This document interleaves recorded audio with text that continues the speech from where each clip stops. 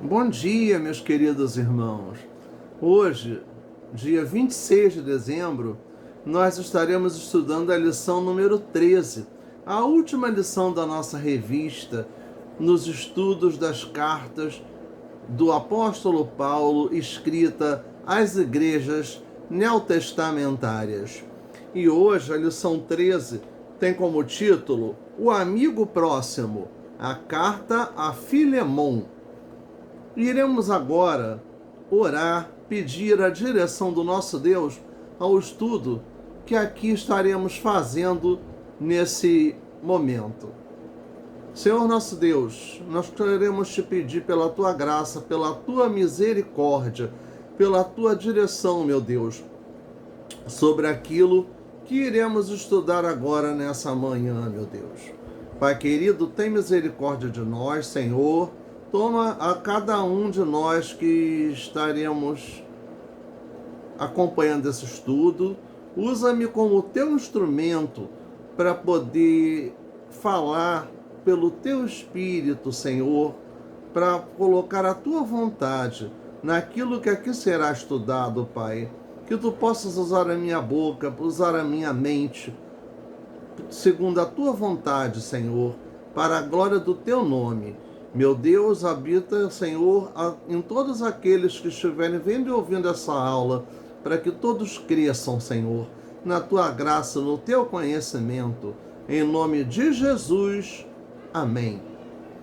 O apóstolo Paulo escreveu a carta a Filemon, no período de expansão do cristianismo, o chamado período neotestamentário, já que Filemon acompanhou Paulo em suas viagens missionárias. Paulo escreveu a Filemon, que era um dos seus discípulos, um daqueles que converteram-se com a sua pregação e que era um bom amigo de Paulo. Filemon era um homem de uma boa posição social. Em sua casa na cidade de Colossos se reunia um grande grupo de cristãos e um dos seus escravos, chamado Onésimo, fugiu para Roma. Fugiu para a cidade grande, para Roma ou Éfeso, onde facilmente poderia ficar sem ser notado. Ali, por um ou outro motivo, entrou em contato com o apóstolo Paulo, que estava na prisão, e através dele se tornou cristão. Paulo escreve a Onésimo, escreve a Filemon, intercedendo por Onésimo, que era um escravo que estava fugido do seu senhor, Filemon. E aí a palavra de Deus nos diz o seguinte, na carta a Filemon, capítulo 1, a partir do versículo 3. Graça a vós e paz da parte de Deus, nosso Pai, e de nosso Senhor Jesus Cristo. Graças dou ao meu Deus, lembrando-me sempre de ti nas minhas orações, ouvindo o teu amor e a fé que tens para com o Senhor Jesus Cristo e para com todos os santos, para que a comunicação da tua fé seja eficaz no conhecimento de todo o bem que em vós há por Cristo Jesus. Tive grande gozo e consolação da tua caridade, porque por ti, ó irmão, as entranhas dos santos foram recreadas. Pelo que ainda tenha em Cristo grande confiança para te mandar o que te convém. Todavia peço-te antes, por caridade, sendo eu tal como sou, Paulo, o velho, e também agora prisioneiro de Jesus Cristo, porque Paulo estava preso em Roma por causa do Evangelho, por causa da pregação do Evangelho de Jesus. Ele estava sendo considerado um subversivo na visão do Estado romano. Peço-te que, por meu filho Onésimo, que gerei nas minhas prisões, o qual em outro tempo te foi inútil, mas agora a ti e a mim muito útil, eu te tornei a enviar. E tu torna a recebê-lo, como as minhas entranhas. Eu bem o quisera conservar comigo, para que por ti me servisse nas prisões do Evangelho, mas nada quis fazer sem o teu parecer, para que o teu benefício não fosse como por força, mas voluntário. Porque bem pode ser que ele se tenha separado de ti por algum tempo, para que o retivesses para sempre. Não já como servo, antes mais do que servo, como irmão amado, particularmente de mim, e quanto mais de ti, assim na carne como no Senhor. Assim, pois, se me tens por companheiro, recebe-o como a mim mesmo. E se te fez algum dano ou te deve alguma coisa, põe isso na minha conta. Eu, Paulo, da minha própria mão o escrevi, eu o pagarei, para te não dizer que ainda mesmo a ti próprio, a mim, te deves. Sim, irmão, eu me regozijarei de ti no Senhor. Recreia as minhas entranhas no Senhor. Escrevi-te confiado na tua obediência, sabendo que ainda farás mais do que digo. Então nós vemos na nossa revista Palavra e Vida o seguinte: o amigo próximo.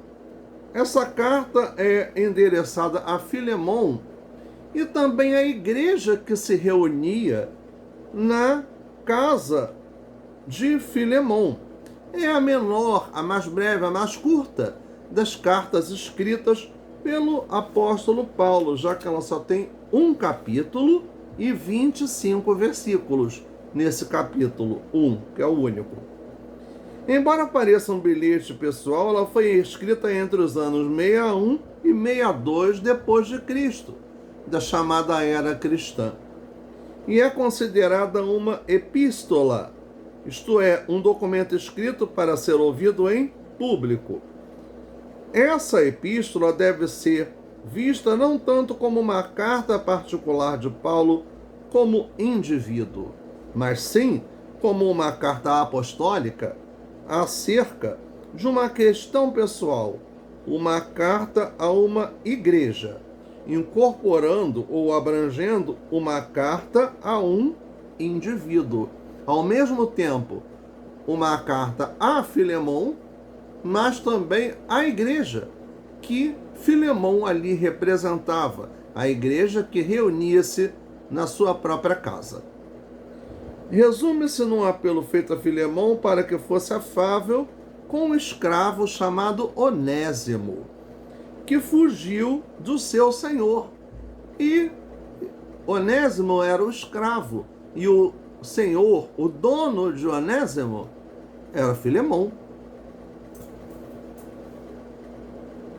que por ter cometido um ato injusto, talvez furtado algum dinheiro ou algo de valor, Onésimo, de alguma forma, encontrava-se com Paulo, ou como companheiro de prisão, ou porque buscou refúgio em sua companhia. Paulo envia Onésimo, agora já arrependido, de volta a Filemon, o seu legítimo dono. Tá? Com a carta que estudamos agora, Seu desejo era que o recebesse de boa vontade, perdoando o delito e possivelmente libertando-o. Perdoar um escravo criminoso era algo surpreendente, quase impossível naquela época, onde a mão de obra escrava era muito comum a todas as pessoas que tinham condições financeiras, que tinham posses de poder manter, de comprar e manter escravos para o seu serviço, para fazer aquilo que eles precisavam. O pedido de Paulo era revolucionário para aquela época, porque Paulo pedia para que Onésimo não fosse castigado, ou até, se possível, que Onésimo fosse libertado da escravidão por Filemon. Era um pedido também ousado e para isso tinha que usar uma linguagem suave.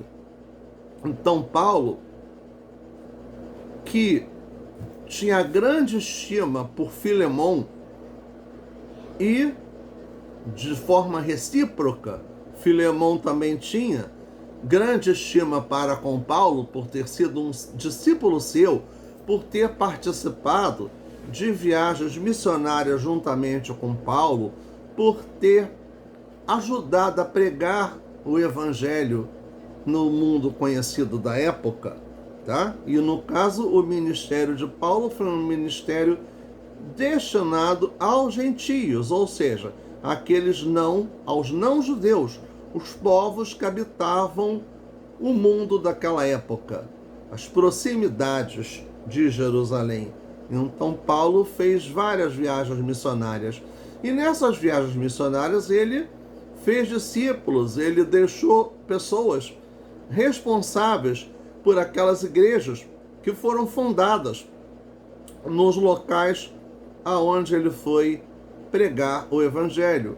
Ele iniciou um trabalho e aquele trabalho teve uma continuidade a partir daquelas pessoas locais que assumiram essa função de permanecer pregando o evangelho ali em todos aqueles locais. O estudo dessa carta nos mostra que as pessoas podem mudar e precisam de uma nova chance na vida.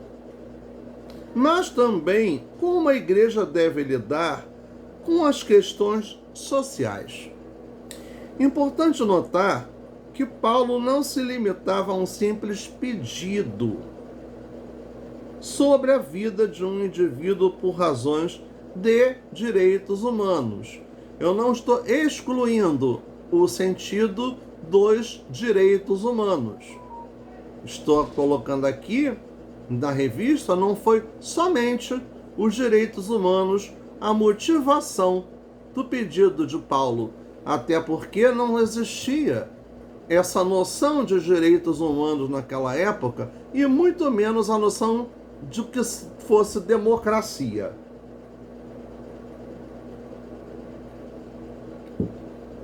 Vivíamos nesse período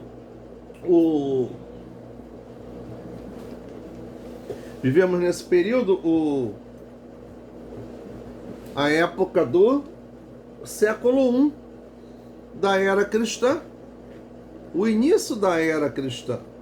Então existiam monarquias, no caso, democracia ainda era assim uma coisa muito nova, que foi se desenvolver na história humana muitos séculos depois disso daí, porque os ideais de democracia surgiram com a Revolução Francesa no século XVIII, em 1789, né? Muito tempo depois, quase 18 séculos depois dessa época.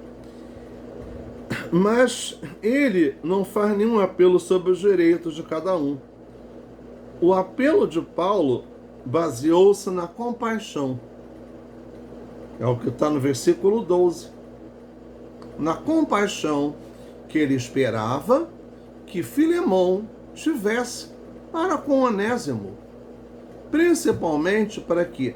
Para que Onésimo ministrasse, pusesse em prática o perdão a Filemão, que Filemão ministrasse o perdão a Onésimo, que era seu escravo, que tinha fugido, mas que após a sua conversão ao cristianismo, voltou para o seu Senhor, para se retratar diante do seu Senhor, sabendo que ele poderia ser recebido com amor, com compaixão, ou como também poderia ser recebido de forma violenta, sendo alvo dos castigos previstos para os escravos naquela época, que apesar de para nós ser coisas absurdas, para eles, para aquela sociedade, era comum, era normal.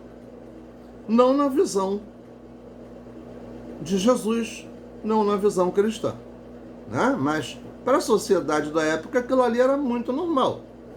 Os procedimentos de punição aos escravos fugitivos. Porque ele lembra a Filemão que ele é devedor do próprio Paulo. Versículo 19: pois lhe deve a salvação pela pregação do Evangelho. Tá? Então, Paulo está ali pedindo, intercedendo por Onésimo, e nessa intercessão, Paulo não está mandando que Filemão tome essa atitude de perdão. Paulo está pedindo, está fazendo uma súplica em favor de Onésimo. Ele, mesmo sendo líder, mesmo estando numa posição de destaque, ele não está mandando, ele está solicitando, está pedindo, o que é muito mais proveitoso quando alguém que lidera sabe comandar os seus liderados, não impondo, não sendo grosseiro, mas agindo com educação e com respeito, para que as pessoas se sintam motivadas a cumprir as suas obrigações, que seria uma coisa absurda para muitos, mas que é necessário para uma boa convivência. Tá? Então aí Paulo deu esse exemplo tão positivo para nós ao pedir a Filemão que perdoasse a Onésimo, como nós vemos, né? Quando diz o perdão, perdoado, fui perdoado, Deus olhou-me com compaixão, entrou em meu coração, fui perdoado pelo amor de Jesus. São versos da música Perdoado, cantada pelo coro da nossa igreja, e uma música conhecida no meio evangélico, quando fala do perdão de Jesus. O perdão de Filemão ao Onésimo faz lembrar a ele e faz lembrar a nós também de que Jesus nos perdoou e nos perdoa os nossos pecados. Na parte 1, elogios a uma comunidade de amor. Os versos 1 e 2 do capítulo único da carta a Filemão fala que Paulo, prisioneiro de Jesus Cristo, e o irmão Timóteo, ao amado Filemão, nosso cooperador, e a nossa amada Áfia e Arquipo, nosso colaborador, e a igreja que está em sua casa. Paulo identifica os membros da família de Filemão, e se refere à igreja que se reunia em sua casa. Tá? Talvez Áfia fosse a esposa de Filemão, pois seu nome é citado logo depois do dele. E Arquipo, nosso companheiro de lutas, é citado porque assumiria parte da responsabilidade pastoral anteriormente exercida por Epáfras. O agradecimento a Deus, que está no versículo 7, tá? É um elogio à vida cristã que aqueles irmãos levavam. E Paulo vai falar nesse tom por toda a epístola, porque eles tinham uma vida santificada, uma vida exemplar. Eles viviam segundo a vontade de Deus, eram exemplos positivos para aqueles que seguiam o evangelho e a pregação que ali era feita na casa do próprio Filemão, onde se organizara aquela igreja. Então vemos que há alguns termos relacionados com amor, comunhão, companheiro, bondade e coração que são repetidos nesta carta. Embora pareça um assunto pessoal, trata-se, na verdade, de algo que dizia respeito à comunidade toda, a toda aquela igreja reunida ali, não só a família de Filemão. Isso mostra a preocupação de Filemão com o bem-estar da igreja, pois ele coloca a sua casa como local de encontro. Seu exemplo de amor era contagiante e testemunhava de Cristo, o que alegrava e encorajava os corações. Então, o testemunho de Filemão já foi uma base muito importante para que Paulo intercedesse, pedindo para que ele recebesse de volta a Onésimo e o perdoasse. Uma coisa bem difícil. O perdão não é uma coisa fácil de se ministrar. E nós só podemos ministrar o perdão quando nós temos a nossa vida direcionada pelo Espírito de Deus. Quando permitimos que o Espírito controle a nossa vida, os nossos impulsos, aí sim. Porque pensando na forma humana, pensando no velho homem, jamais nós ministraríamos o perdão àqueles que nos ofenderam ou que fizeram alguma coisa. E a oração do Pai Nosso fala isso. Perdoa os nossos pecados, assim como nós perdoamos a quem nos tem ofendido. Está na oração do Pai Nosso. Nós precisamos praticar. E não é fácil, mas temos que buscar todas as forças para a prática do perdão em Jesus, crendo em Deus, colocando a nossa vida no trono da graça de Deus, deixando que o Espírito Santo de Deus nos dirija, tome conta da nossa vida, das nossas atitudes, das nossas palavras. No item 2, o amor cristão deve agir dos versículos 8 a 10 e nos versículos 17 e 18. Paulo, mesmo distante, estava ciente do amor que tinha Filemão. No versículo 5, ouvindo o teu amor e a fé que tens para com o Senhor Jesus Cristo e para com todos os santos. Todos os santos, quem eram? Todos os irmãos que congregavam naquela igreja, reunida na casa do Filemão. e apela para esse princípio divino que deve nortear os nossos relacionamentos sociais. Relacionamentos sociais dentro e fora da igreja. Não é só dentro da igreja, claro que não. É no nosso dia a dia. No verso 8 é feita a ligação com o que foi dito antes em relação à confiança no caráter de Filemão como um bom cristão. Um caráter inabalável, sem mácula, sem maus testemunhos. Embora o apóstolo pudesse ordenar que se fizesse isso com a autoridade que tinha. Ele poderia mandar Filemão fazer isso. Mas o que nós falamos anteriormente?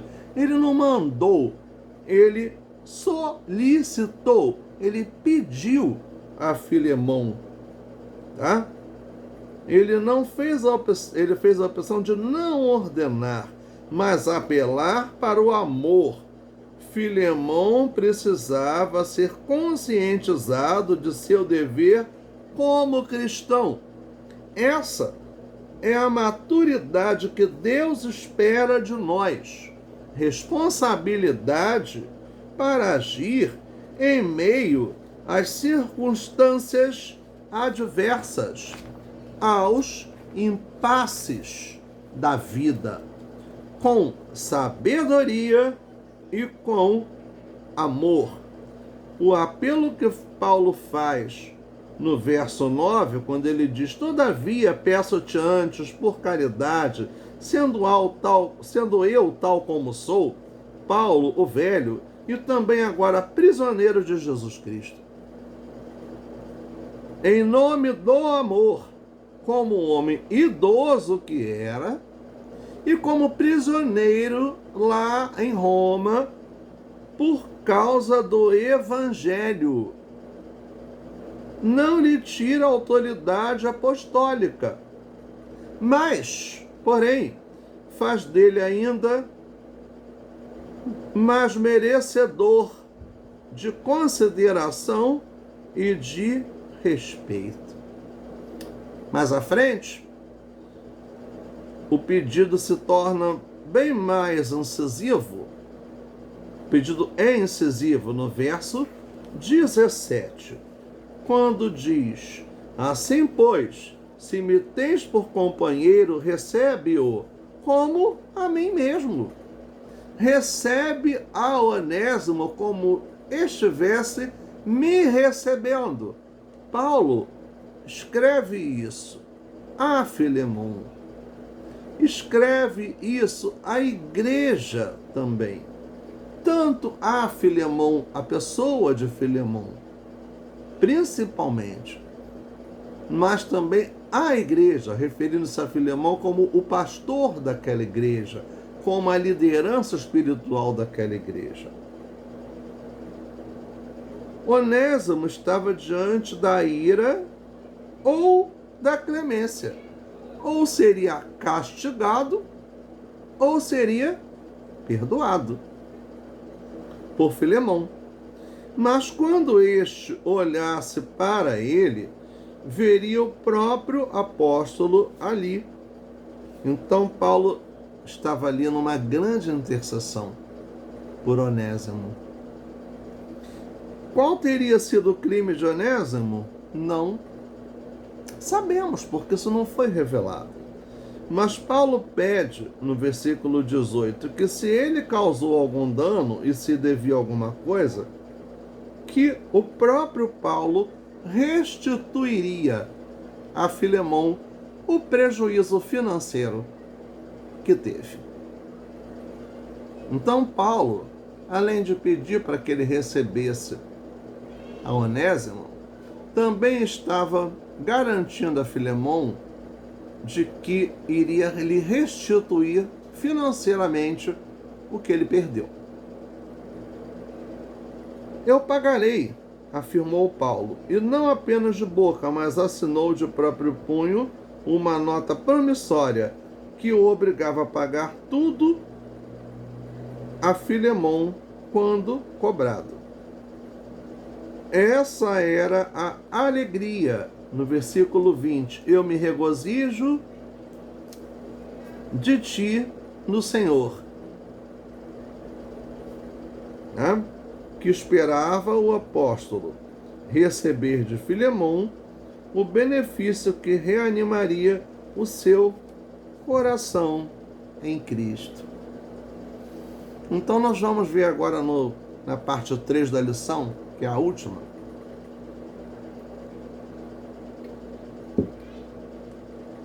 O que os resultados do perdão de Filemon a Onésimo. Nos diz agora um escravo útil. Ele antes te foi inútil, atualmente, porém, é útil. Versículos 11 e 12. O pedido é feito como para um filho. Solicito-te em favor de meu filho Onésimo. Eis aqui o objetivo principal da carta. Onésimo era um filho espiritual de Paulo. Foi alguém que se converteu ao cristianismo através da pregação de Paulo. Não era um filho carnal, era um filho espiritual. Alguém que aceitou a Cristo a partir da pregação que Paulo fez. Paulo estava apelando a favor desse filho na fé. O nome Onésimo tinha um significado profundo, que agora é mencionado na carta. Era um nome comum para os escravos, pois os escravos sem nome recebiam essa identificação, ou seja, útil. É esse homem chamado útil. Onésimo significa útil, que se tornou inútil para Filemon antes dele fugir. Inútil. Considerado por Paulo como seu filho. Ele tornou-se agora novamente proveitoso, pois foi gerado entre algemas, o que sugere que estiveram juntos na prisão, onde Onésimo foi alcançado pelo Evangelho. Quando enviado, ele é como se fosse o próprio coração de Paulo, que está disposto a partir de si mesmo, enquanto Onésimo volta para seu patrão. Ele poderia ser conservado junto com Paulo, já que ele aceitou a Cristo e ele estava ali servindo ao apóstolo Paulo, como sendo parte da contribuição de Filemon. Porém, o apóstolo não quis fazer nada, no versículo 14, sem o consentimento de Filemon. E em respeito à lei que exigia que o escravo fugitivo fosse devolvido ao dono legal. No verso 15, Paulo dá um sentido providencial, usando palavras cuidadosamente pensadas, pois acreditava que o escravo se afastou temporariamente como convicção da soberania divina, mas agora, se fosse recebido, marcaria um novo momento no relacionamento e seria para sempre. Esse novo relacionamento, lá no verso 16, seria muito mais profundo, pois Onésimo já não seria um escravo, mas sim considerado muito acima de um escravo. Seria um irmão caríssimo, um irmão na fé, da mesma fé que Filemon professava, o cristianismo. Aqui Paulo chama Onésimo de escravo, porque esse era o seu ofício. dando novo aspecto à escravidão quando considera a condição humana de pouca importância, tendo em vista o desejo de cumprir o chamado cristão. Assim, diante de Deus, qualquer posição na sociedade é importante, pois todos são irmãos, independente de profissão, de classe social, de prestígio e de status na sociedade, todos são iguais diante de Deus. Onésimo era um escravo na carne, mas ganhou honra e tornou-se igual a Filemão diante de Deus, como irmãos que se tornaram com a conversão de Onésimo.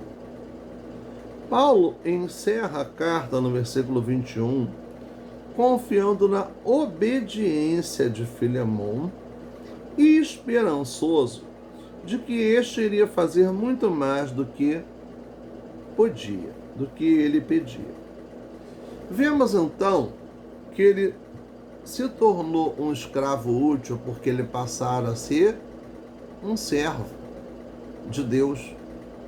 Além de ser um servo de Filemão, ele era um servo de Deus. E sendo um servo de Deus, ele não estaria contrariando a vontade do seu senhor, ele estaria respeitando a vontade do seu senhor, Filemão, e do seu senhor principal, Deus, já que é função do cristão que é de cumprir com as suas obrigações, com os seus deveres. Ele já não estaria mais maldizendo o seu trabalho, mas ele estaria bendizendo e fazendo da melhor forma possível. Isso, Onésimo. Agora, em relação a Filemão, o que se esperava de Filemão? Que tratasse Onésimo com humanidade, com respeito, com o amor cristão. Não como um escravo somente, mas como alguém que estava lhe servindo, mas servia também ao mesmo Deus que ele, que fora alcançado pela graça redentora da qual ele também foi alcançado. Paulo esperava de Filemão estas atitudes e de Onésimo as outras que eu citei agora há pouco. Que ambos passassem a conviver muito mais como servos do Senhor do que como senhor e escravo. Tá? Havia essa ideia. Então, nós vemos que a escravidão, que era muito comum naquela época, né? Hoje já não é tão comum, já são casos mais isolados, ela ganha novas faces. Hoje nós temos a exploração do trabalho por parte de muitos patrões numa semi-escravidão que perante a legislação brasileira é crime, taxado como trabalho análogo à escravidão ou trabalho comparado à escravidão. Isso é crime pela legislação brasileira, mas que vem sendo olhado de lado. A fiscalização trabalhista tem diminuído muito, muita coisa tem sido deixado para lá em função de interesses econômicos dentro do nosso país. Infelizmente, vemos isso. Vemos uma crise econômica sem precedentes, onde pessoas que se submetem a esse tipo de trabalho não largam, porque ou fazem isso, ou então vão ficar sem rendimento nenhum. Então a gente vê claramente que a escravidão aí é mais do que condenada por Paulo. Tanto a escravidão real daquela época, como a neo-escravidão ou nova escravidão do século XXI, que existe no Brasil e também existe em vários outros países do mundo, onde se explora a força de trabalho de uma forma absurda, não lhes garantindo os mínimos direitos trabalhistas e de sobrevivência que hoje existem, mas que naquela época não existia. Então nós vemos que, comparando o período do Novo Testamento com o período atual, deveria haver uma diferença muito grande, mas em alguns casos não há. É uma coisa muito triste. Concluindo a lição, o que nos diz? A Igreja do Senhor Jesus Cristo vive verdadeiramente o Evangelho da Graça quando se torna uma comunidade de amor, na qual os pecados são de fato perdoados, as pessoas são curadas e tornam-se amadurecidas em Cristo. Ou seja, as pessoas passam a ter convicção da fé cristã. O amor de Deus, revelado a nós na história, na sua palavra e em Cristo Jesus, precisa ser exercido hoje pela igreja, que é o corpo de Cristo, ou seja, por todos nós que somos a igreja de Cristo, para a salvação de vidas preciosas, pregando diretamente, pregando com a nossa vida, pregando com o nosso testemunho. Quando o Evangelho é pregado no poder do Espírito Santo, vidas são transformadas para a glória de Deus e pessoas aparentemente inúteis se reencontram com Deus, consigo mesmas e com os outros, passando a viver a nova vida em Cristo.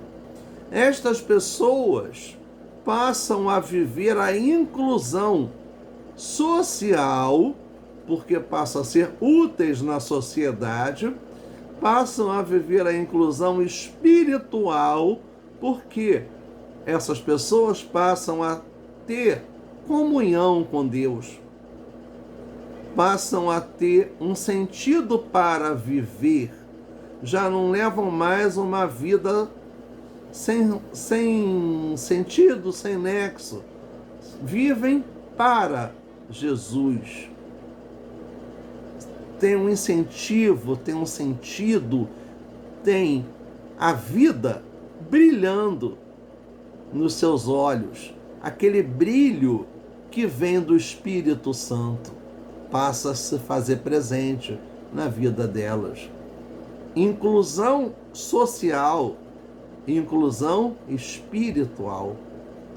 Então, ao mesmo tempo, passam a ser cidadãos do reino de Deus e cidadãos do país e do mundo.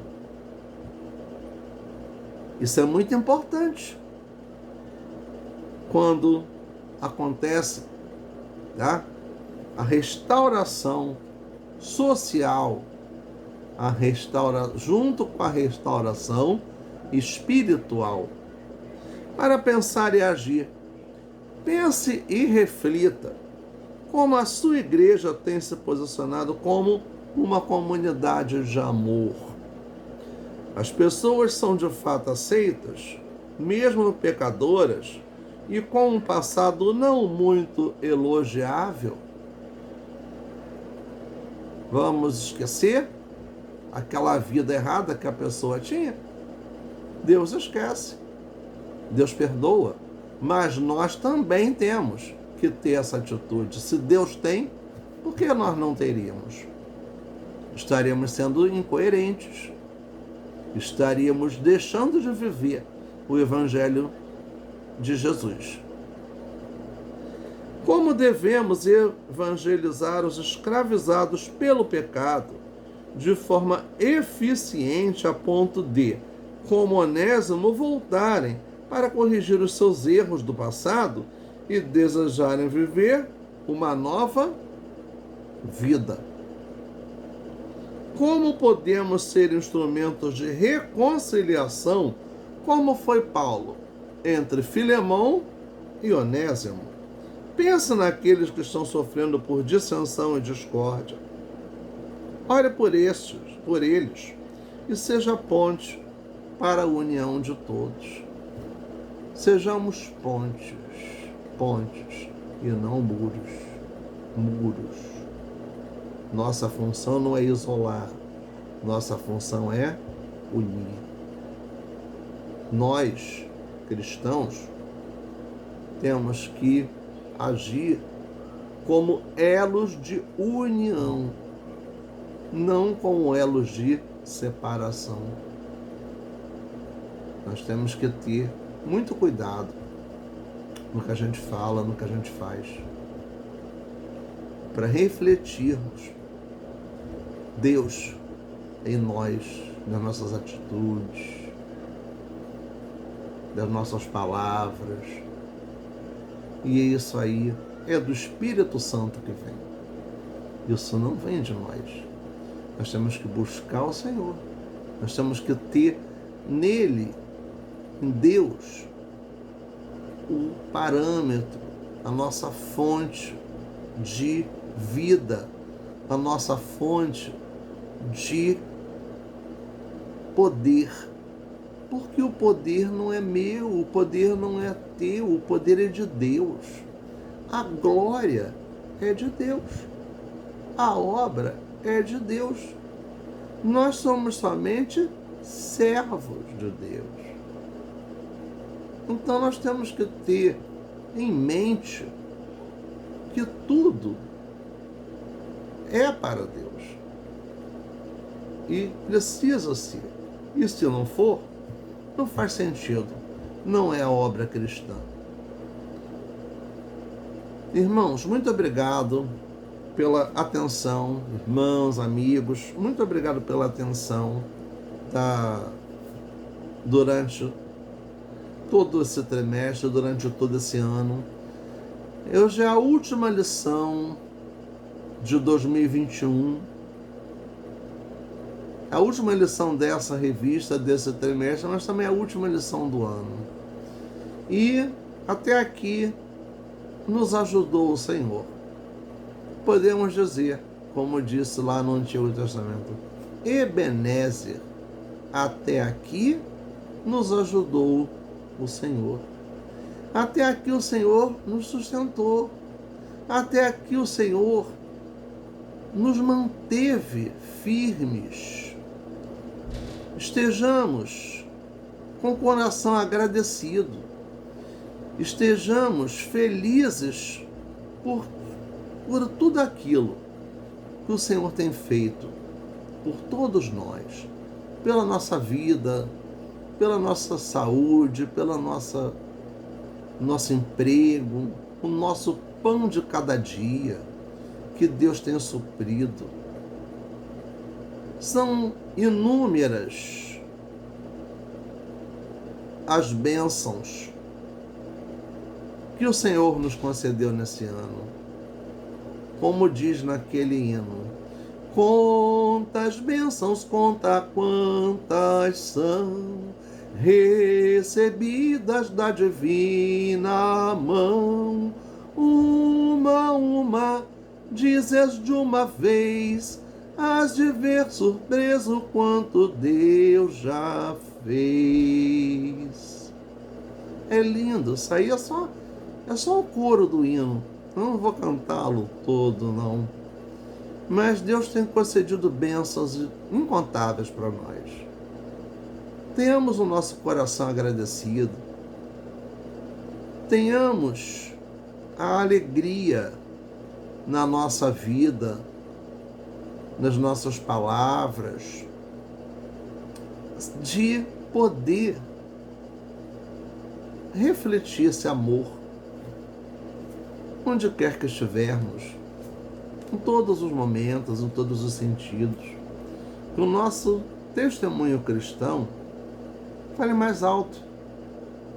Então nós somos muito gratos, sou muito grato a todos vocês que acompanharam as nossas lições desse ano, aos nossos queridos, amados irmãos da Turma D, da Escola Bíblica Discipuladora, da Primeira Igreja Batista em Nilópolis, aos amigos que têm acompanhado esses estudos, aos irmãos que têm acompanhado esses estudos, tá? Aos parentes.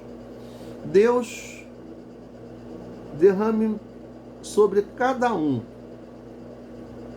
incontáveis bênçãos sobre a sua vida daqui para frente, como já tem derramado. Também somos gratos a Deus pela vida da nossa professora Jália, que aniversaria agora nesse dia de Natal, dia 25 de dezembro. Somos muito gratos a Deus pela vida dela, da nossa classe, da nossa igreja. Tá?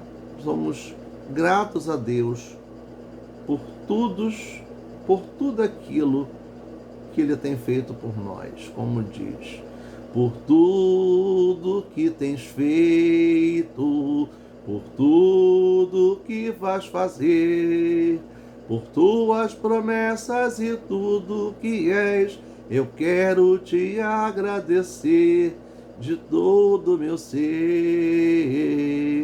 Te agradeço, meu Senhor.